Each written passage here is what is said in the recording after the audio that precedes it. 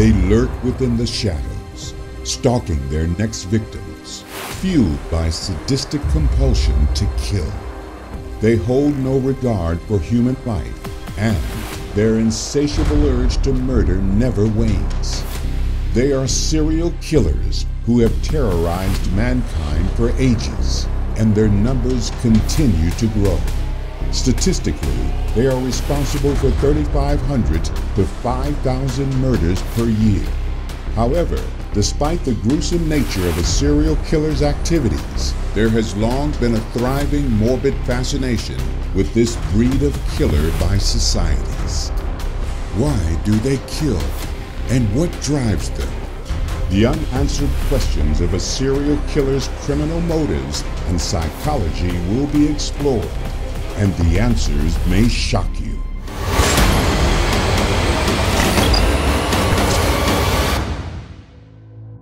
Nothing can be more terrifying than knowing the streets are being prowled by a twisted serial killer.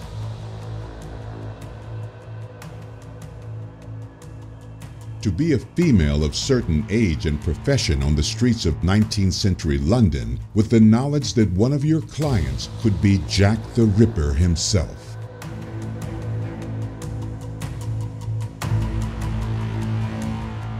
There are many more Jack the Rippers in the world. Every human has a capacity for good or evil. We are all dark and light. This has been known for thousands of years. It has been written, preached, symbolized across the world.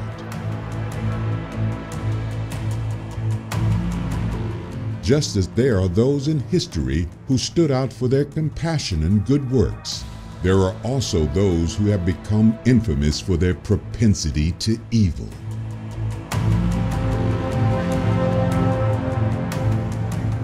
From serial killers who murder one human after another, to dictators who order mass genocide upon their own citizens, evil knows no bounds. The first question, of course, is what defines a serial killer? Typically, it is a person who murders 3 or more people in order to satisfy some twisted psychological desire.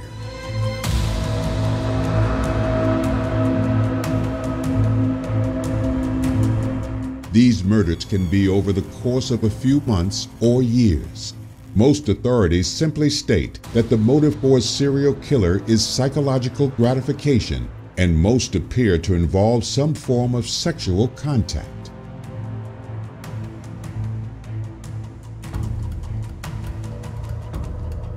However, the FBI, who have done extensive research in the field, state that there are multiple reasons, including anger, thrill-seeking, financial gain, and even attention-seeking.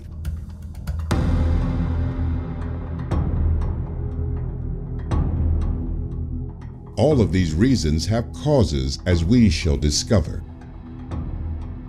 Quite often, the murders all take similar forms, and the victims themselves may share common traits such as race, sex, or social demographics.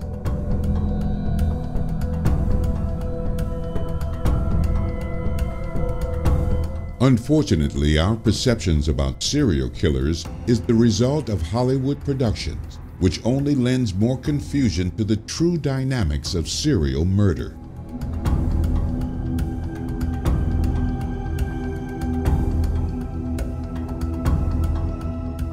In fact, the police are often under the same illusion, and so special units are set up to try and get to the reality of the thing.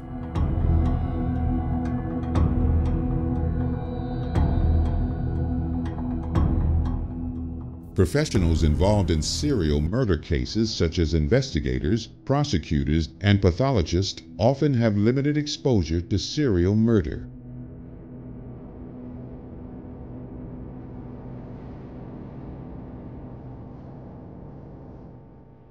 Their experience may be based upon a single murder series, and the factors in that case are extrapolated to other serial murders. As a result, certain stereotypes and misconceptions take root regarding the nature of serial murder and the characteristics of serial killers.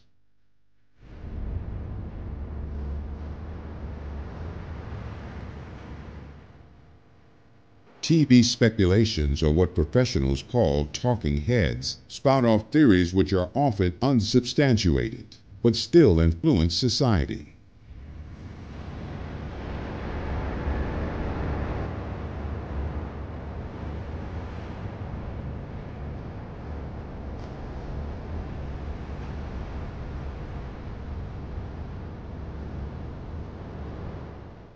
A lot of serial killers found it difficult to hold down steady jobs, and some actually worked in the mental health services.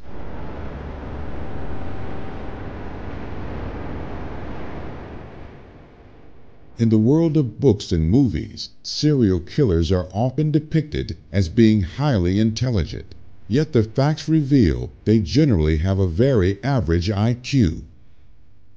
As with all things, there are variations.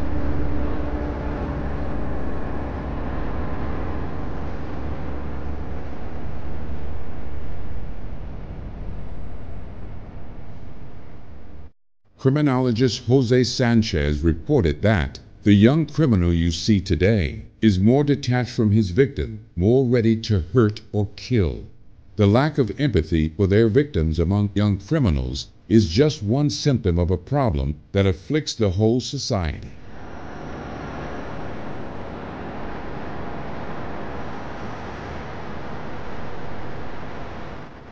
Lorenzo Carcaterra, author of Gangster, explained how potential criminals are labeled by society, which can then lead to their offspring also developing in the same way through the cycle of violence.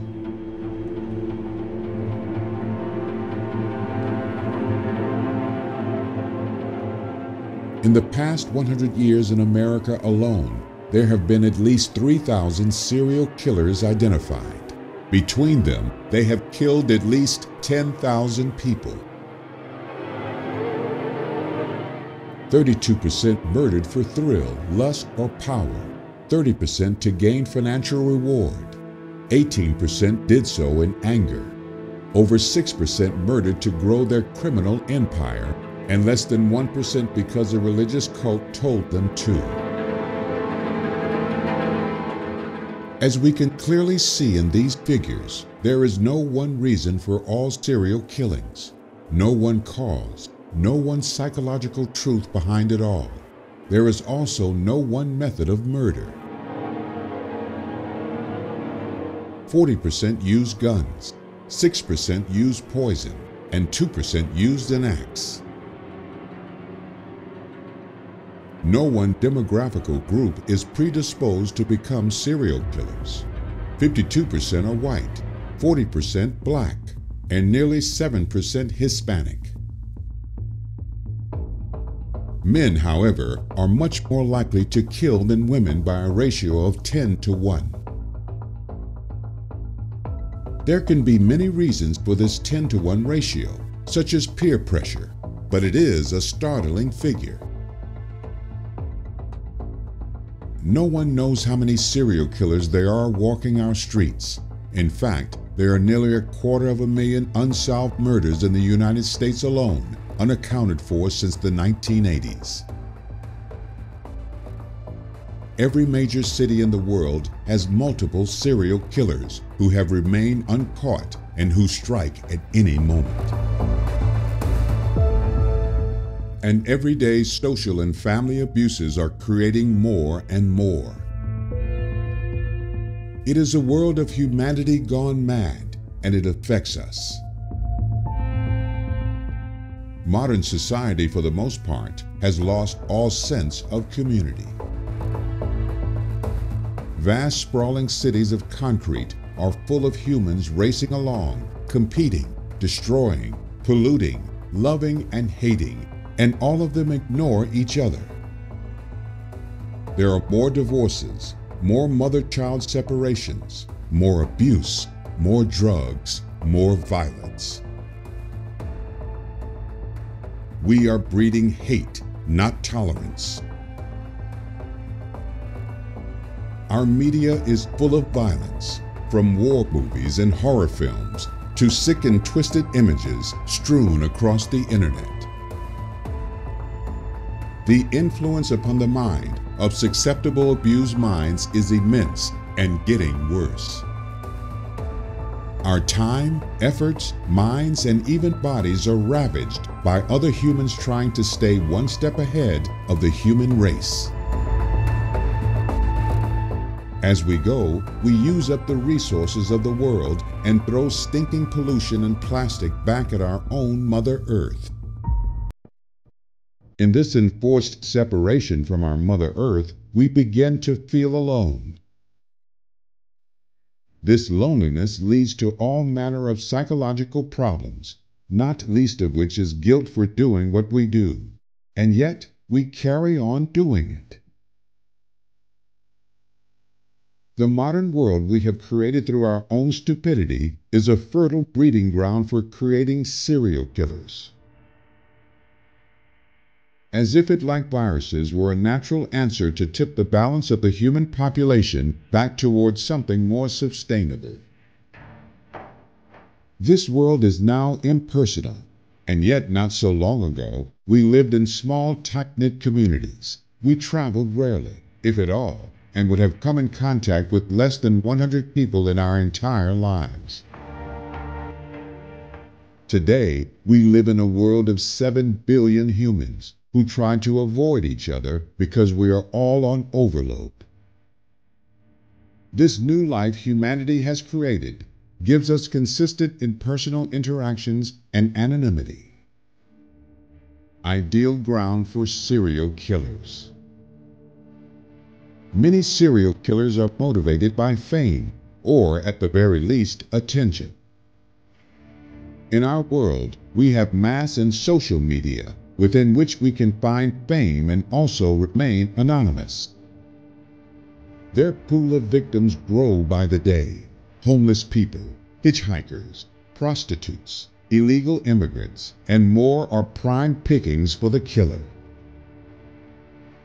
One of them managed to evade detection for a long time by simply preying on prostitutes, drug addicts, and homeless women. These are what society deemed to be the lowest forms of our wonderful society, and so are ignored by the rest until we need them. No mention of the fact that all life is worthy of respect and all need love. Our serial killer told the New York Times reporter Jillian Lauren, "I never killed no senators or governors or fancy New York journalists. Nothing like that. If I killed you, it'll be all over the news the next day. I stayed in the ghettos."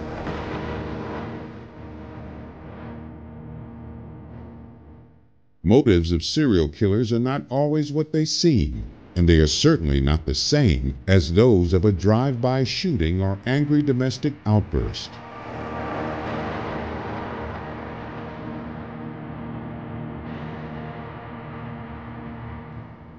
They are much more complex. For instance, they are not all socially reclusive, nor do they appear strange. They are not monsters, and often tend to have families, jobs, and normal members of the community. This is often why they are so hard to catch, especially if law enforcement officials are looking for a strange recluse.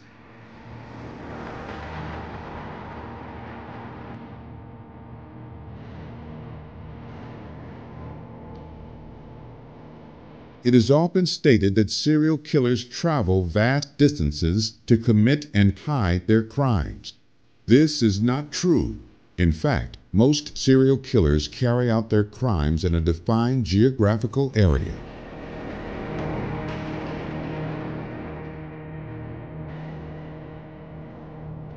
These are known as comfort zones, and very often have what is called an anchor point, such as a place of work or a home.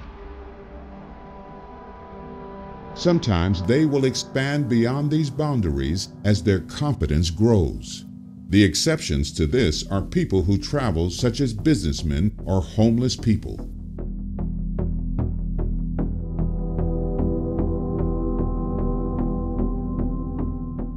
Their world is travel, and this is their comfort zone. In short, serial killers are not highly intelligent evil monsters from some Sherlock Holmes novel. The rate at which murders are solved have not in fact increased, they have gotten worse. In 1967, 91% of murders were solved. In 2017, that figure fell drastically to 62%. The ratio of police to population has fallen. The sophistication of technology used by crime fighters has improved, but so too have those of the serial killer. In addition, the modern era has increased the ease of transport. Serial killers can now disappear instantly and appear again somewhere else.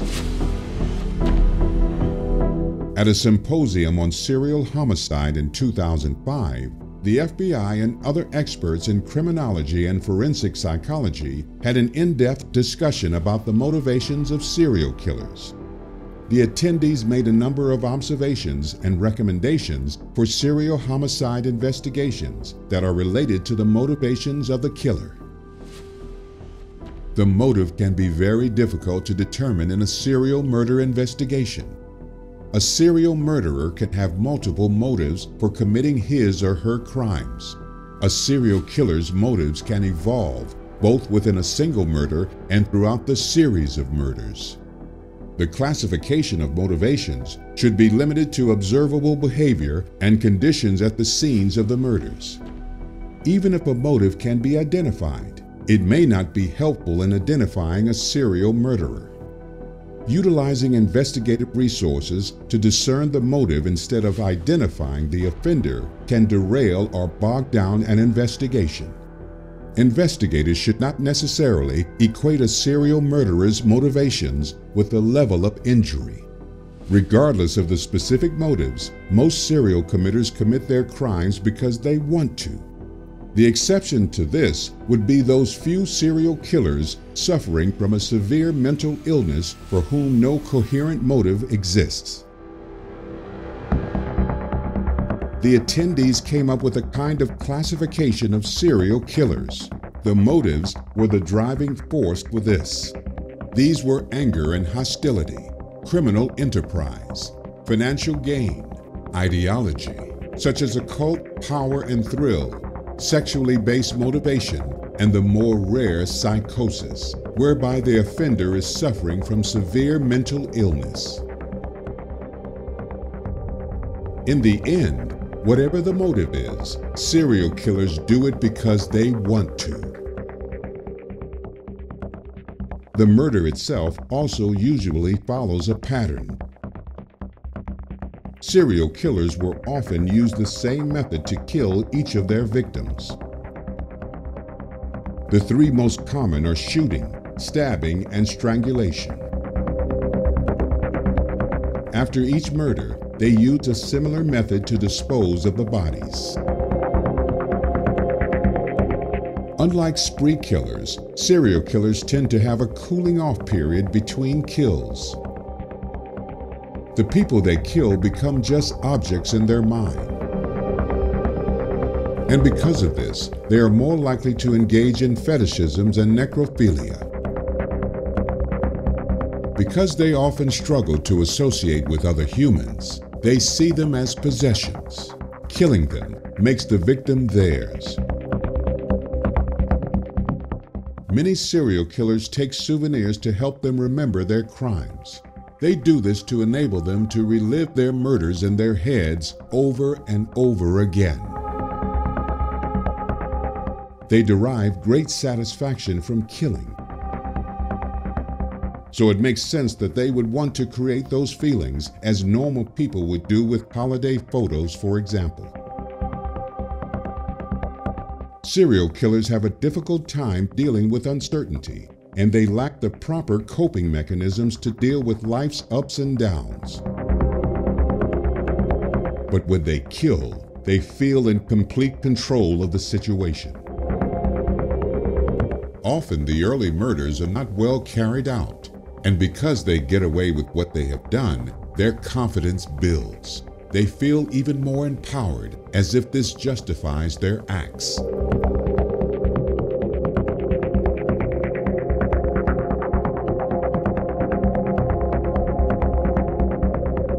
It makes them feel good in their fantasy world, but because of this newfound confidence, they begin to be bolder and take shortcuts. This leads to mistakes, and they are often caught because of some clumsy error.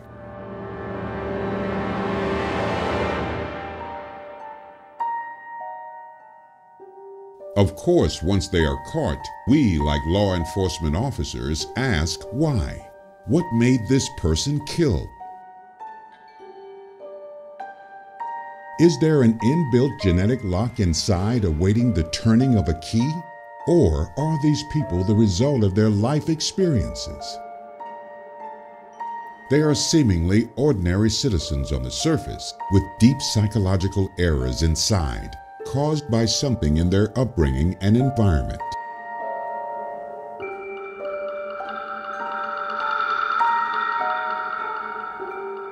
They don't always plan every murder.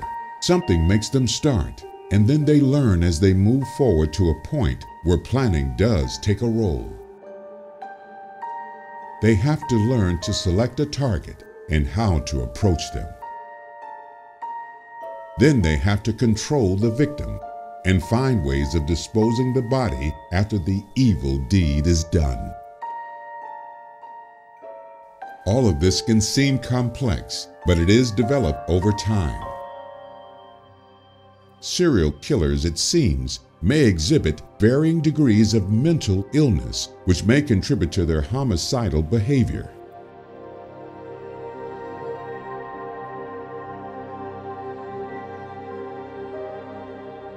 Someone who is mentally ill, you see, may have psychotic breaks that cause them to believe they are another person or are compelled to murder by other entities.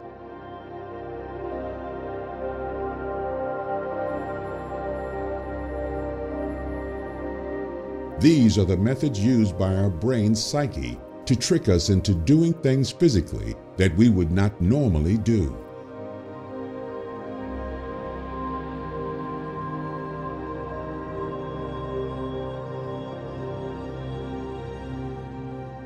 Dark, hidden desires that we repress, but which must somehow surface. Some of the common behavior patterns include sensation seeking, a distant lack of remorse or guilt, the need to be impulsive and to have control, and predatory behavior.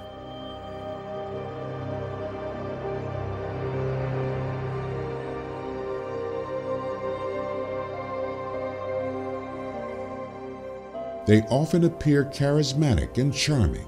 This is known as the mask of sanity, a facet to evade detection from others, but also from their own conscious self.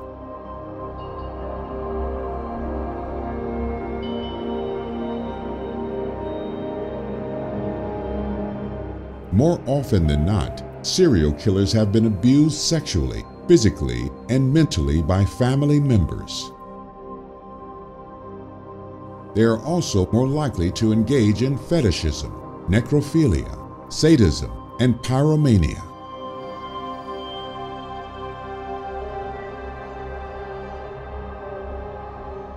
As children, many of them took their own murderous and sexual intentions upon family pets, and over 60% wet their beds as children. Many were also bullied at school and became loners.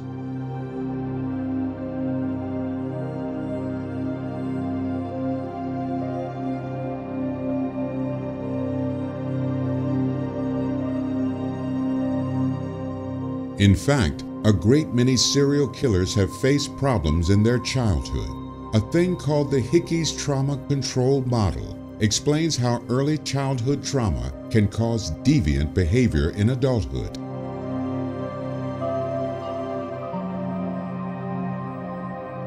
The child's upbringing and influences becomes a dominant factor, determining whether or not the child's behavior escalates into homicidal activity.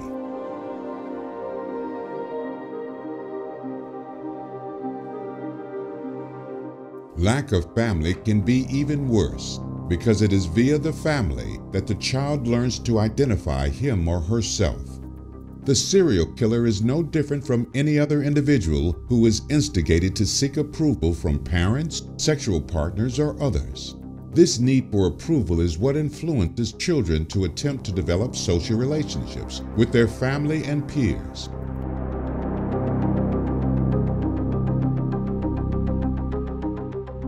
The quality of their attachments to parents and other members of the family is critical to how these children relate to and value other members of society.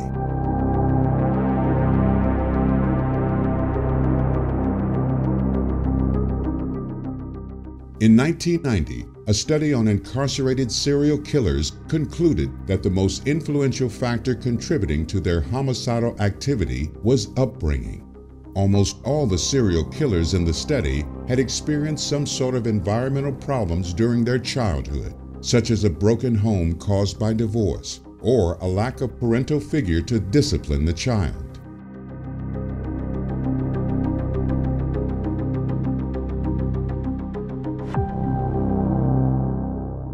Nearly half of the serial killers had experienced some type of physical or sexual abuse, and more of them had experienced emotional neglect.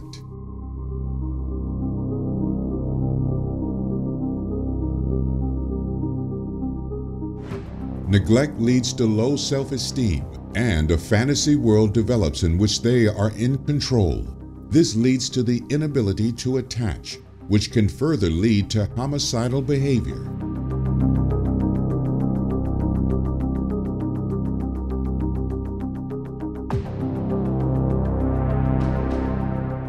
Some have claimed that there may in fact be a genetic reason for the existence of serial killers.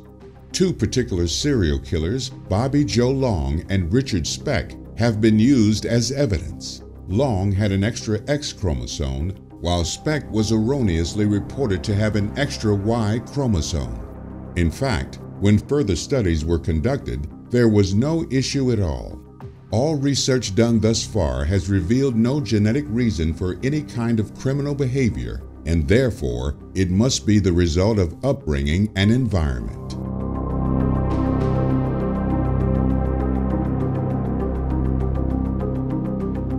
Because children create fantasies to hide away, they are in fact creating a new reality for themselves. They have complete control over this new reality.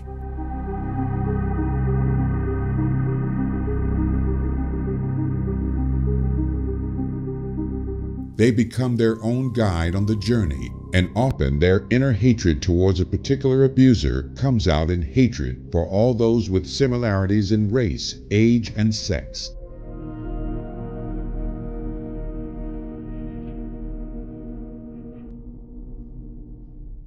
Indeed, their hatred may be a jealousy of a sibling who they perceived as not getting the same abuse they have. This jealousy is even expanded to others around them in the community, and jealousy leads to all kinds of things in a fantasy world.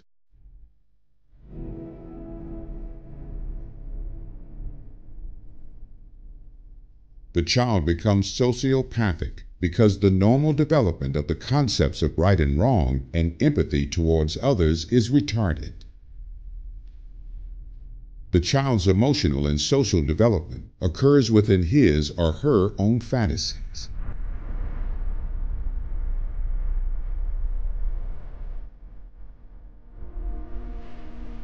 A person can do no wrong in his own world, and the pain of others is of no consequence when the purpose of the fantasy world is to satisfy the needs of themselves.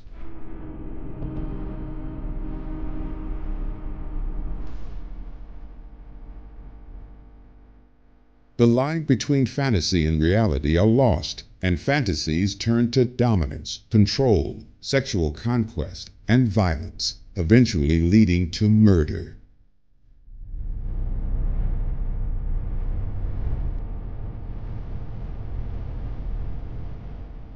The FBI Serial Killing Division states, the answer lies in the development of the individual from birth to adulthood. Specifically, the behavior a person displays is influenced by life experiences as well as certain biological factors. Serial murderers, like all human beings, are the product of their heredity, their upbringing, and the choices they make throughout development.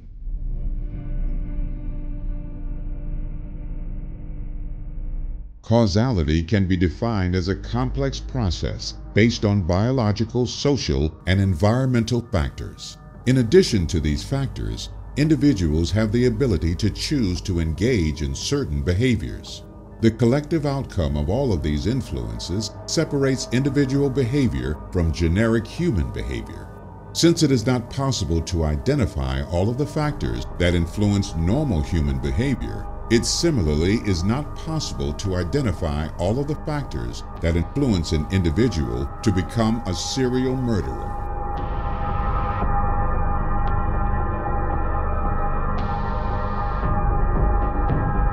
Human beings are in a constant state of development. From the moment of conception until death, behavior is affected by stimulation received and processed by the central nervous system. Neurobiologists believe that our nervous systems are environmentally sensitive, therefore allowing individual nervous systems to be shaped throughout a lifetime.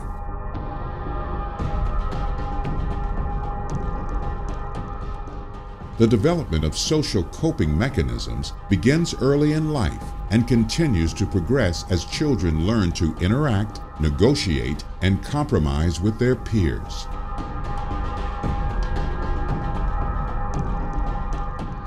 In some individuals, the failure to develop adequate coping mechanisms results in violent behavior. So abuse, neglect, and social pressure all contribute to the development of a potential serial killer.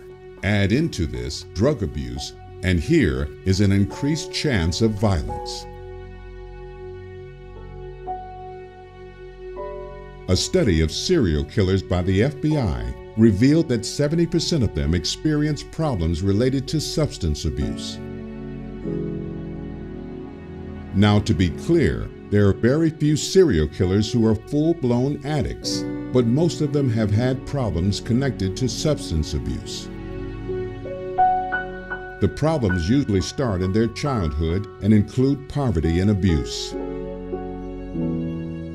Children in situations like this learn that the way to solve problems is by using substances or violence. This destructive way of thinking often follows them into adulthood. Indeed, there are cases where people have had severe head trauma and then gone on to commit murder.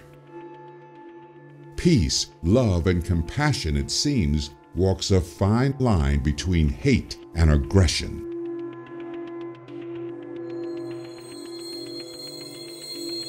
The accumulated minds of psychologists and law enforcement professionals at a recent FBI symposium agreed on one thing: that there can be no single cause or factor that leads to the development of a serial killer.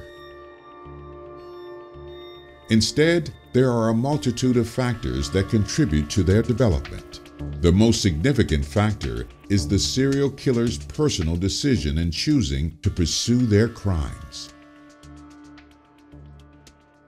They stated that there was a predisposition to serial killing, much like other violent offenses. These dispositions were biological, social, and psychological. Not one of these, but a mixture of these. The development towards being a serial killer involved a combination of these factors, where they all coincide at a critical time. A biological predisposition added to a social or environmental experience, leading to a psychological makeup that comes to life at a critical juncture. There is, they state, no genetic template for a serial killer. The factors are too complex.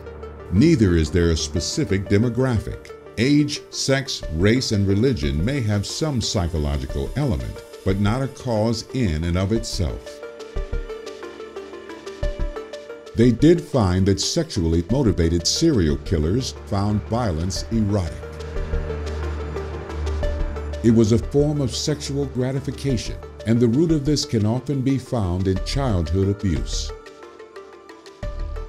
The so-called warrior gene is found in 30% of the population, and this can predispose aggressive tendencies. Men are also slightly more violent genetically. The fact remains, though, that a great many serial killers experience childhood trauma or even early separation from their mothers. A lack of this nurturing element has a great effect upon a child. Children learn to suppress their own empathy as a self-protection device. Children through abuse can also have physical trauma that affects the areas of the brain that control emotional and empathetic feelings. Although we have seen, serial killers are not always loners. A great many are. They evade relationships to protect themselves from the learned damage. This grows and grows until it turns into hatred and seeks to control. This grows further until it seeks to destroy other people to eliminate the possibility of rejection, abuse, and humiliation. Many serial killings seem to be completely devoid of meaning or motivation on the part of the criminal. In actuality, however, there is a great diversity in the needs and desires of serial killers that lead them to extinguish the lives of others. Sometimes the act or process of murder can be an end in itself for them. One aspect of popularly held beliefs and media stereotypes that often holds true is that most serial killers derive great satisfaction from the act of killing. The gratification they received from the act of murder differentiates them from one-time murderers who kill incidentally. Serial killers have a chronic and overwhelmingly need to commit murder that distinguishes them from those who kill one time because it serves other criminal interests. It may seem to be counterintuitive on the surface, but many serial killers are actually insecure individuals who are compelled to kill due to a morbid fear of rejection. As we have seen, the fear of rejection results from having been abandoned by their mother in early childhood. Infamous serial killers who were rejected or abandoned by their birth mothers include David Berkowitz, Ted Bundy, and Joel Rifkin. A neophyte serial killer who was traumatized as a child will seek to avoid painful relationships with other human beings as an adult. He will particularly seek to avoid painful relationships with those he desires or covets. So fear of rejection may compel a fledgling serial killer to want to eliminate any objects of his affections. He may come to believe that by destroying the person he desires prior to entering into a relationship with them, he can eliminate the frightening possibility of being abandoned, humiliated, or otherwise hurt by someone he loves as he was in childhood. Almost all serial killers admit that they begin their path of violence and death by hurting animals.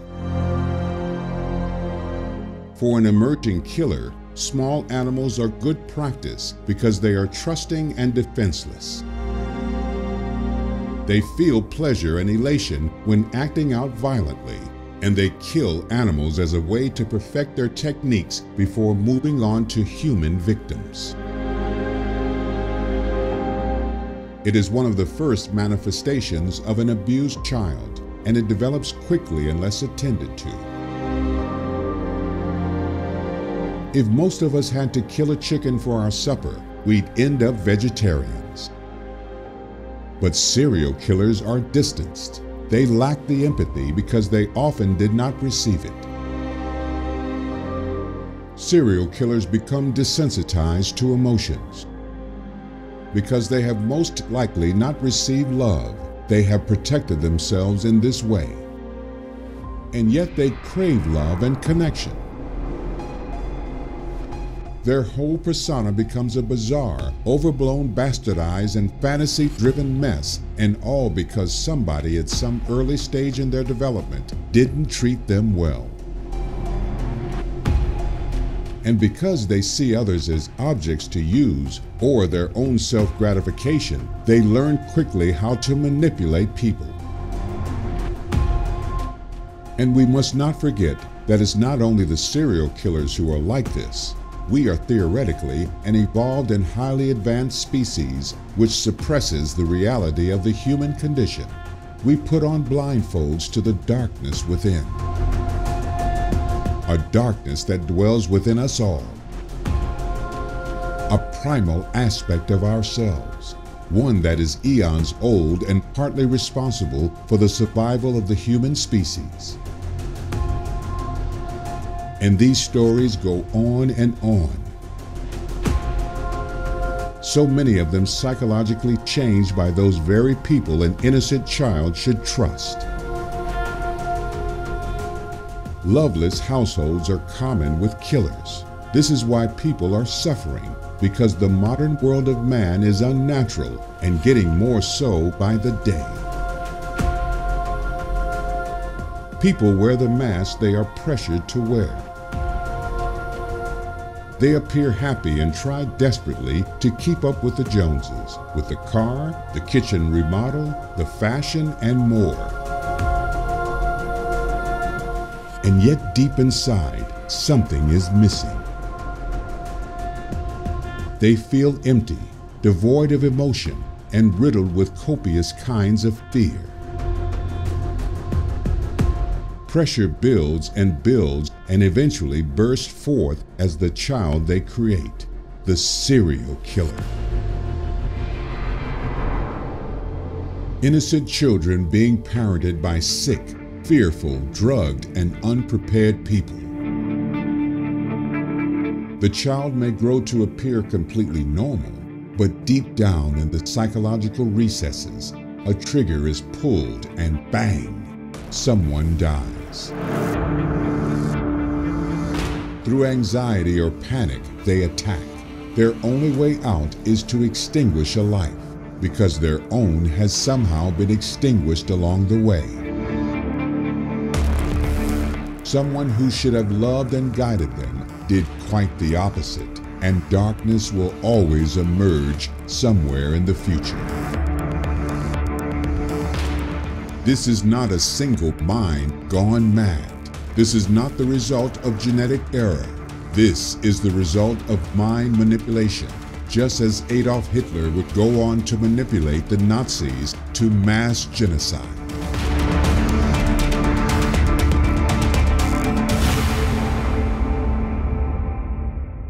In 144 BC, Lu Pingli of China, nephew of the Han Emperor Jing, would go out on marauding expeditions with 20 or 30 slaves or young men who were in hiding from the law, murdering people and seizing their belongings for sheer sport.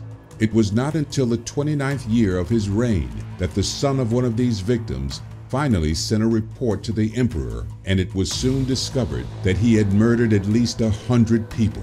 The officials of the court requested that Lu Pingli be executed. However, the emperor could not bear to have his own nephew killed, so Lu Pingli was made a commoner and banished. Nobody knows whether he continued in his sport afterwards.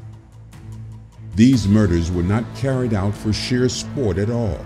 They were carried out to satisfy something in this prince, something that had been placed there by others, and most likely due to his position in society.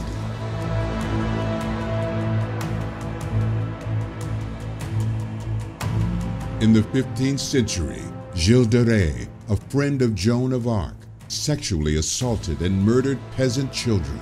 They were mostly boys he had gathered from villages around his castle. No one knows how many he abused and murdered, but estimates range between 140 and 800 children. And he was not the only privileged member of aristocracy to go on a killing spree, as we shall see. In the early 17th century, Elizabeth Bathory in Transylvania tortured and killed up to 650 girls and women before she was finally arrested. In India, the infamous cult of the Thuggee murdered 1 million people over the course of 100 years. One member of the cult, known as Behram, was alone responsible for the murder of over 900.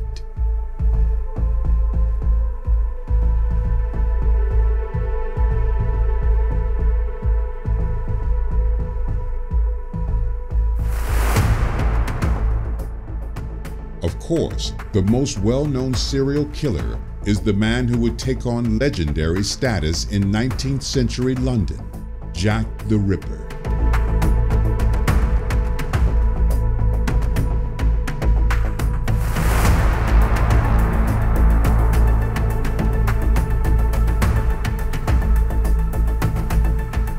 No one knows who he was.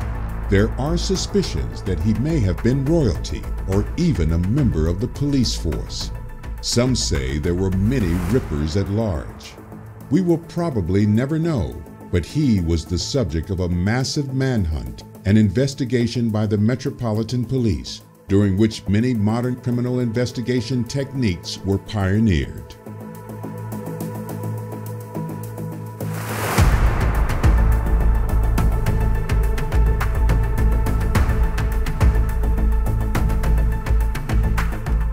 He was not the first serial killer in history, but his case was the first to create a worldwide media frenzy, and we have been fascinated with serial killers ever since. The dramatic murders focused the media's attention on the plight of the urban poor and gained coverage worldwide. He was so confident in his own protected fantasy world that he even wrote to newspapers. Here is what he is alleged to have written. Dear boss, I keep on hearing the police have caught me, but they won't fix me just yet. I have laughed when they look so clever and talk about being on the right track. That joke about leather apron gave me real fits. I am down on whores and I shan't quit ripping them till I do get buckled. Grand work that last job was. I gave the lady no time to squeal. How can they catch me now? I love my work and want to start again. You will soon hear of me and my funny little games. I saved some proper red stuff in a ginger beer bottle over the last job to write with, but it went thick like glue and I can't use it. Red ink is fit enough, I hope. Ha ha! The next job I do, I shall clip the lady's ears off and send it to the police officers just for jolly. Wouldn't you? Keep this letter back till I do a bit more work, then give it out straight. My knife's so nice and sharp, I want to get to work right away, if I get a chance. Good luck. Yours truly, Jack the Ripper.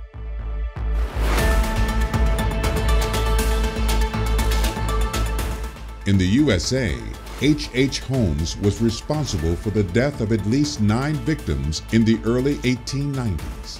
At the same time in France, Joseph Vacher became known as the French Ripper after killing and mutilating 11 women and children. In the 1940s, a man named Robert Dale Psyche, as well as being a prolific arsonist, also killed at least 168 by setting fire to a circus vent. As a child, his father would punish him by holding his fingers over a candle flame. Some serial killers, such as Edmund Kemper, are tormented and abused and even tortured by their birth mothers. There are exceptions to the typical fantasy patterns of serial killers, as in the case of Dennis Rader, who was a loving family man and leader of his church. But the vast majority seem to come under this fantasy turned into reality role. He was a Boy Scout leader and had served in the U.S. Air Force. He was a local government official and president of his church. He killed at least 10 people in Wichita, Kansas over a 30-year period and taunted the police by sending letters to the news media.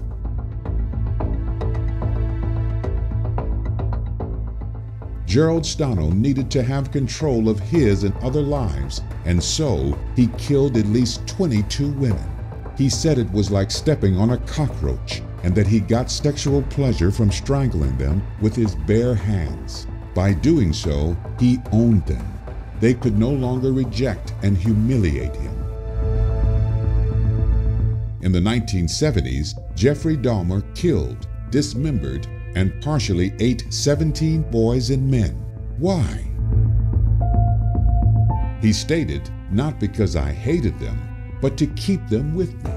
He had been a lonely child.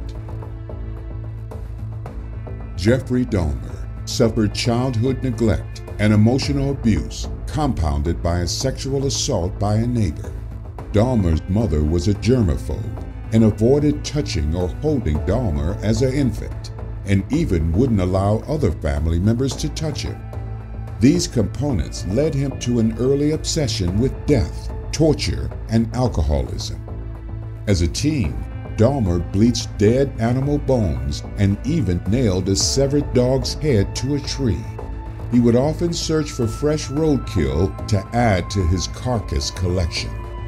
Later, Dahmer confessed that his compulsions toward necrophilia and dismemberment began at age 14, around the time of a turbulent breakdown of his parents' marriage. Between 1978 and 1991, Dahmer murdered, dismembered, and cannibalized 17 young men. In 1994, Dahmer met his reckoning. He was murdered by a repulsed prison inmate. As a child, John Wayne Gacy's homosexual tendencies spurred physical and abusive tirades by his strict father, who would routinely beat Gacy and his mother. Gacy also endured several sexual assaults at a young age by various men, contributing to the mental and emotional trauma to Gacy's psychological growth. As a killer, Gacy would handcuff his young male victims and force them to plead for their lives, in effect, reenacting his own personal experiences as a boy living in mortal fear of his father's wrath. Before his lethal injection in 1994, Gacy defiantly stated, "Why would I kill these boys anyway? I'm not their father." Unabomber Ted Kaczynski terrorized the country between 1978 and 1995, killing 3 people and injuring dozens more with bombs sent through the mail. As an infant, Kaczynski suffered a traumatic illness and was isolated from his parents for weeks. Upon returning home, his parents noticed a sharp decline in the infant's psychological nature, which scholars believe was the beginning of Kaczynski's mental corrosion. Hailed as a young, brilliant mind, he participated in a paid psychological research project at Harvard, where he was subjected to intensive mental trauma to measure his stress endurance. The crippling experience led him to an extremist anti-government and technology sentiments. His compulsion to kill soon followed, along with a 35,000-word manifesto which Kaczynski believed justified his actions. Ted Kaczynski was imprisoned for 13 felony bombing-related attacks. Ramirez, one of 5 children all born with birth defects, due to their mother being exposed to chemical fumes working at a boot factory while pregnant. His father was violent toward the children and beat them as a means of discipline. When his cousin returned from the Vietnam War, he became a role model for Ramirez, exposing the child to Polaroids of women his cousin raped and mutilated. Which should have been repulsive to the child, Ramirez was sexually aroused. As a young man, Ramirez became a cocaine addict and delved into Satanism, leading him into a seductive world of sadism and murder. In the end, Ramirez admitted that he should never be released and be put to death. Gary Ridgway was a truck painter, church attendee, and married. He picked up prostitutes and killed 48 women over a 20-year period.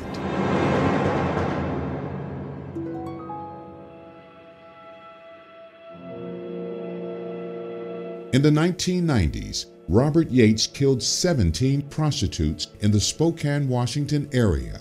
He was married, had 5 children, and was a decorated U.S. National Guard helicopter pilot.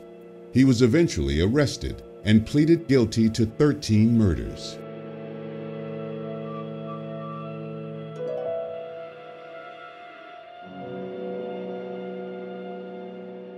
All of these men lived in their own protected, self-created fantasy world. Of course, there are people who are technically serial killers, such as Paul Reed, who murdered at least 7 people during a series of fast food chain robberies. These are almost spree killings, not serial killings.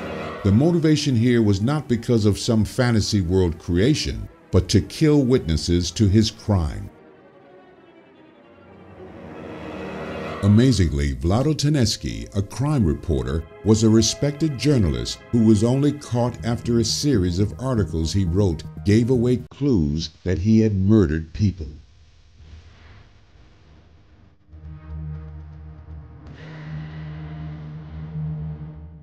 Russell Williams was a successful and respected career Royal Canadian Air Force colonel who was convicted of murdering 2 women, along with fetish burglaries and rapes.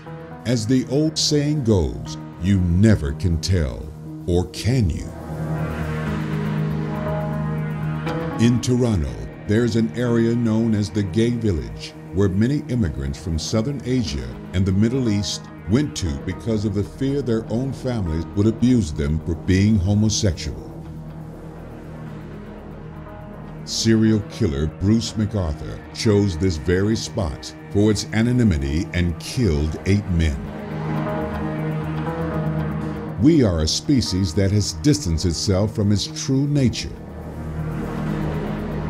We have a consistent history of conquest via murder, betrayal, and deceit. The world today is blind to this, and the shock and astonishment of quasi-evil acts upon one another seems suddenly out of place. In many cases, these horrific acts that modern humans secretly relish via their television screens reveals a lot about ourselves. Our glorious press only reports its astonishment of the acts and is in no position clinically or psychologically to make statements or observations. And yet they utter their disdain when the killer shows no remorse, wholly failing to grasp the complexity that created the monster. They show us images of the madmen and women, but don't tell us what it was that created them: society. Though we can better understand the foundation of a serial killer's penchant for murder, there is the undeniable truth that a child's neglect, abuse, and psychological trauma will always be a component of human existence. At this very moment, future serial killers are being fostered, and there is very little, if anything, we can do to prevent the next Ted Bundy from emerging.